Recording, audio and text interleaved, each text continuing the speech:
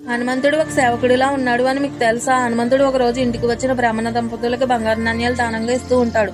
అప్పుడు ఆ దంపతులు, నువ్వు దానం ఇవ్వలేవు హనుమ, ఎందుకంటే ఇవి ఇవ్వడానికి ఈ బంగారు నాణ్యాలు నీవు కాదు కదా, ఇవి నీ తండ్రి కష్టపడి సంపాదించారని నవ్వుతూ వెళ్ళిపోతూ ఉంటారు. అప్పుడు హనుమంతుడు వాళ్ళకి నమస్కరించి, అమ్మ, ఇక మీకు నాకు దగ్గర నుండి ఏం దానం కావాలో చెప్పండి, నేను దానం కావాలన్నా ఇస్తాను అని అంటారు. సరే, నువ్వు మా సేవకుడిలా వచ్చేయని అంటారు.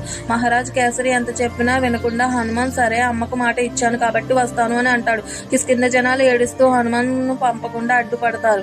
కొంతమంది అయితే ఏకంగా ప్రాణాలు కూడా త్యాగం చేయడానికి సిద్ధంగా ఉంటారు. ఇంతమంది జనాలు ప్రేమను చూసి ఆ దంపతులు వాళ్ళ నిజస్వరూపమైన శివపార్వతుల్లో మారిపోతారు. ఇద్దరు నవ్వుతూ, హనుమాన్, నువ్వు మా కొడుకు లాంటి వాడివి, నిన్ను పరీక్షించడానికే ఇలా చేశాము. ఇంతమంది జనాలు నీ మీద నమ్మకం పెట్టుకున్నారు. నీ భక్తులు నిన్ను తలుచుకున్నా లేదా కష్టాల్లో ఉన్న నువ్వు వాళ్ళకు సహాయం చేయాలి. ఇక కొన్ని సంవత్సరాలలో ఒక రాజు వచ్చి నీ సహాయం కోరతాడు. అతడికి నువ్వు తప్పకుండా సహాయం చేయాలని చెప్పి వెళ్ళిపోతారు. ఆ రాజు ఎవరో మీకు తెలుసు కదా? తెలిస్తే కామెంట్ చేసి, లైక్ చేసి, సబ్స్క్రైబ్ చేసుకోండి.